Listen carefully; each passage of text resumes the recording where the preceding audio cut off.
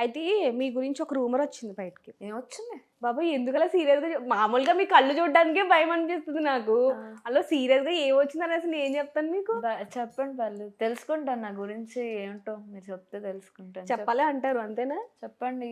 మీరు ఒక అబ్బాయితో తిరుగుతున్నారని చెప్పి తెలిసింది నిజమేనా?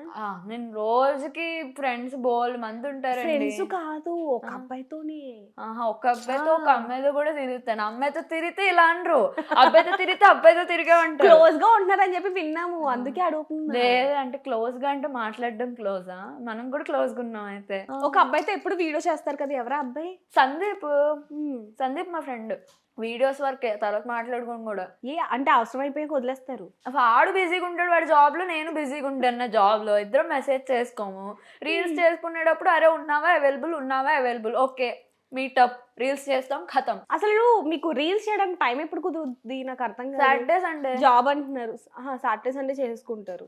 జాబ్ అయితే ఏ రోజు ఆ రోజే, మార్నింగ్ కానీ ఈవినింగ్ కానీ ఆఫ్టర్ 5 కానీ చేసుకుంటాను. మీ ఇంట్లో వాళ్ళు కూడా సపోర్ట్ చేస్తున్నారు కాబట్టి అలా వెళ్ళిపోతుంది. సపోర్ట్ అంటే చేసేదేముంది, ముందు కొంచెం విసుక్కునే వాళ్ళు. మా డాడీ ఒకలే, మా అమ్మ పర్లే, మా అన్నయ్య పర్లే. ఇప్పుడు మా డాడీ కూడా లైట్ తీసుకున్నారు, ఇంకా చెప్తున్నా విన్నని చెప్పి.